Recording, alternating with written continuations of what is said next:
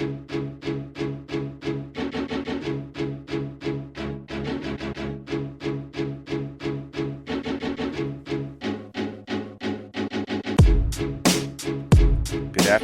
afternoon, and welcome to the 800 Credit Score Man Show.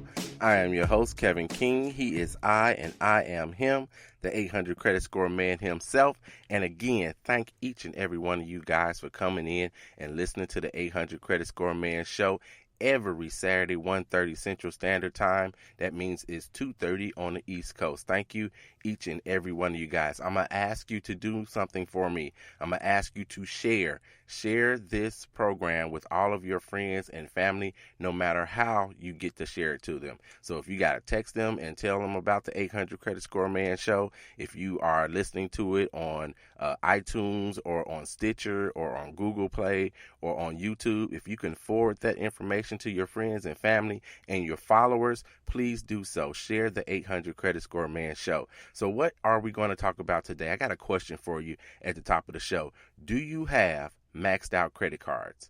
Have you ever maxed out your credit cards? Today, that's going to be part of the 10 biggest mistakes you can make with your credit. So that's what we're going to discover and talk about today, are the 10 biggest mistakes that you can make with your credit. And before I start the show, I've got to give this shout out. I want to shout out Lewis and Sharon King. Happy wedding anniversary for you guys. It was last week. I think it's number 28.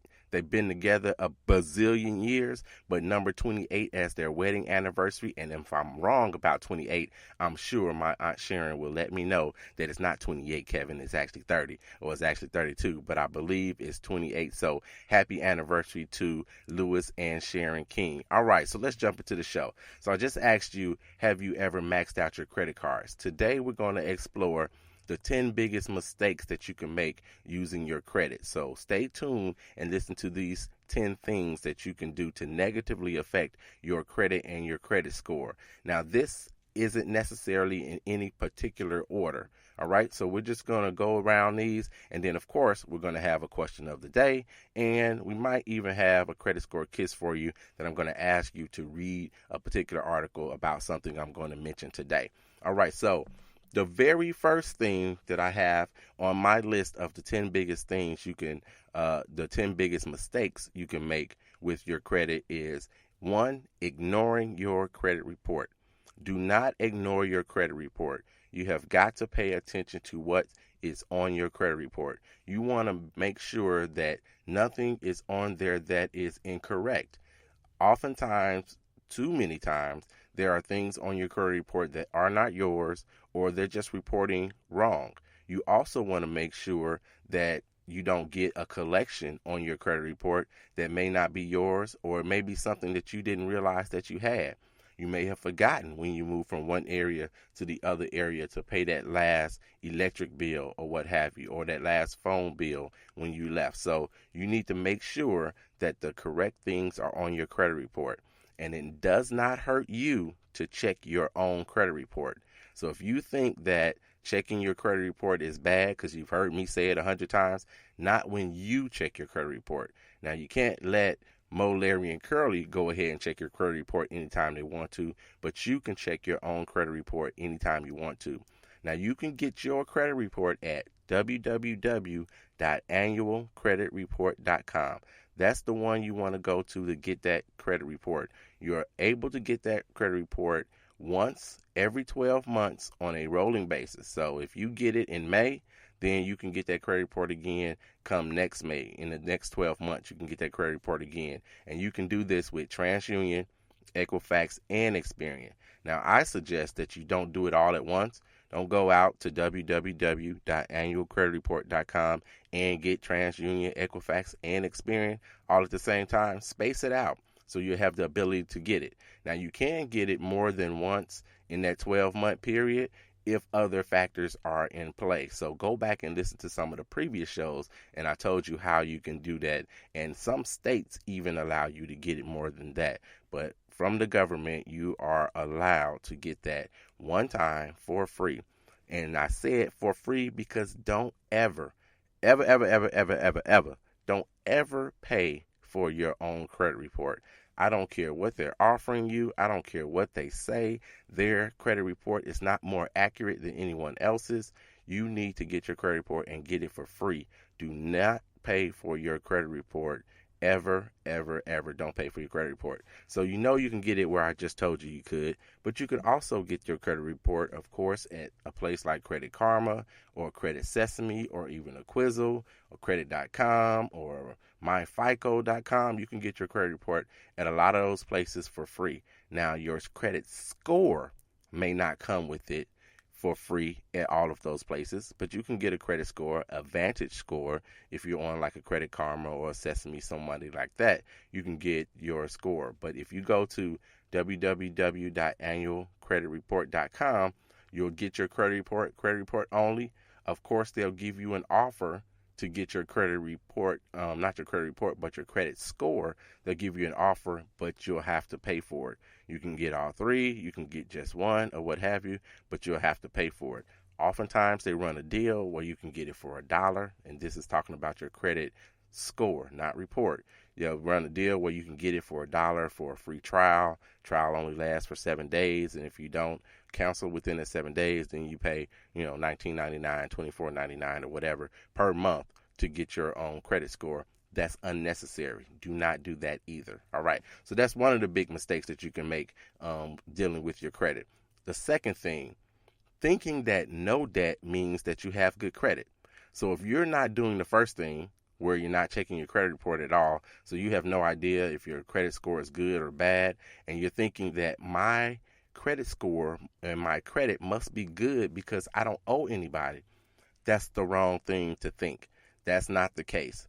That is what I would call, and I said it last week or week before last, that is bass backwards. You would think that I don't owe anybody. That means that my credit should be good because I haven't missed any payments with anyone. I haven't stiffed anybody, anything. So, but that's not the case. When you're looking at your credit score and your credit report, what they're looking at is how well do you pay? How well do you manage your credit? How well do you manage your debt? So if you don't have anything to show them, you haven't made any payments on an installment loan, or you don't have any credit cards or anything like that at all for them to judge you on, because you are being judged, they can't tell what your credit worthiness is. So if you're a cash person, I just pay cash for everything, that's wonderful. But what happens when you need to go ahead and, buy that home or buy that car, or even if you just need to go to the furniture store and you need to get some furniture and it's, $2,200 and all you have in your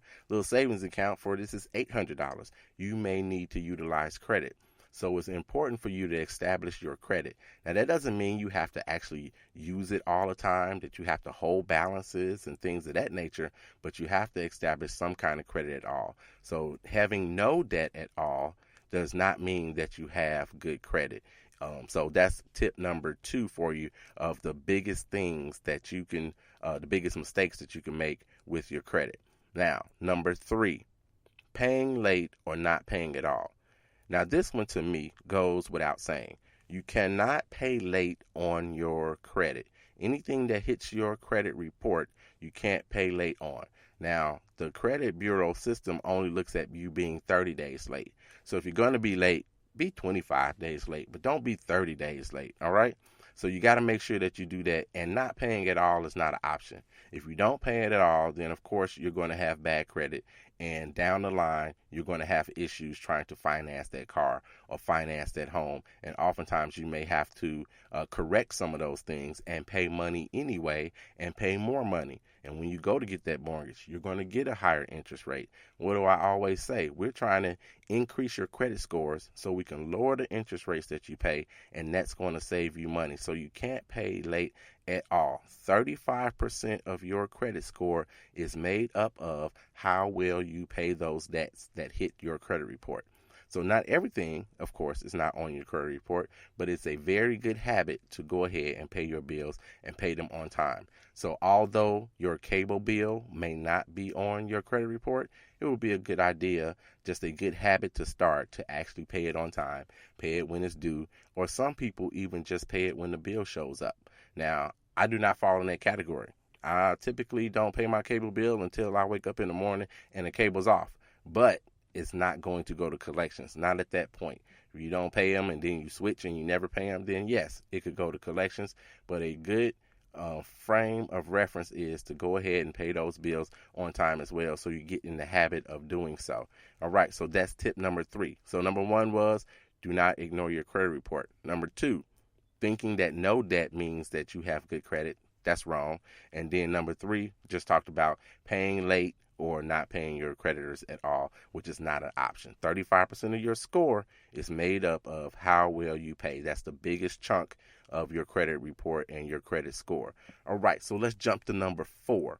Number 4 is maxing out your credit cards. At the top of the show, I asked you, did you ever have maxed out credit cards, or do you have maxed out credit cards right now?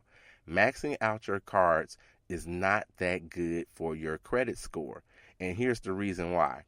First of all, 30% of your credit score is made up of how well you do with your credit cards and your debt utilization. Go back and listen to some of the shows. I talk about debt utilization all the time. You want to be at 30% or lower. That's where you want to be, 30% or lower. Whatever your limits are, you want to be at 30% or lower to get, quote unquote, the most bang for your buck. So you don't want to max out your credit cards. It's not only bad for your credit score, it's also bad to lenders. So if lenders see that you have several credit cards and they're all maxed out, that means to them that you may not be a good steward over your money, and you may not be able to handle all of the credit that you already have. So why would I go ahead and lend you additional money and maybe put you in a bad light as well and hurt you when it comes to your finances? So that's what lenders are looking at too. So we're not working with credit in a vacuum. You work with your credit for a particular reason. So when you do need to go buy something, you don't have a problem doing it. So that is bad to lenders if you have maxed out credit cards. A lot of my clients want to buy a house. So they are in the process of restoring their credit for a specific reason. They want to buy a home. So I'm going to teach you and my clients about credit, but it's not the only factor of being approved for a mortgage. So there are other things out there as well that you may need your credit for.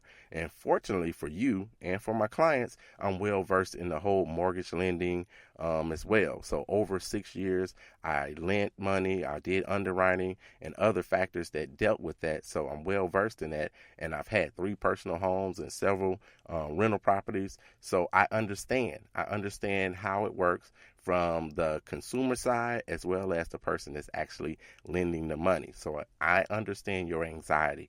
I understand your doubt when it comes to, do I want to go ahead and put in this application? How is this process going to work for me? So if you have this particular thing in mind, then you can absolutely contact me. Now, this isn't the only reason that you want to contact me to help you boost your score just because you want to buy a home, but I can absolutely help you with my expertise, both professionally and personally. 800 creditscoreman at gmail.com. Drop me a email and I will get back to you to help you out. So when we're talking about maxing out your credit cards, $16,748 is the average credit card debt in America. So that means my household, your neighbor's household, that's the average, $16,748. Now, some of you guys are sitting out there and you got $200 worth of credit card debt, but other people have $20,000, $30,000, $40,000 worth of credit card debt because it averages out to $16,748 worth of debt per household in the United States. That is $779 billion with the B, $779 billion worth of credit card debt in the United States alone. So it is a huge market in itself. And again, you do not want to max out your credit cards. You want to lower this average debt for you and your family. You want to definitely lower that. So maxing out your cards, let's talk about it like this. So if you have $10,000 worth of credit limits, and that could be spread out over, say, 5 cards. You've got to spread out over 5 cards. You want to be at $3,000 or less as a total balance with all 5 of those cards. That's where you want to be. But what is even better if you're at 30% on each one of those cards. So we said 5 cards. Let's just sort for Easy sake, let's say that it's 2,000 per. 2,000 per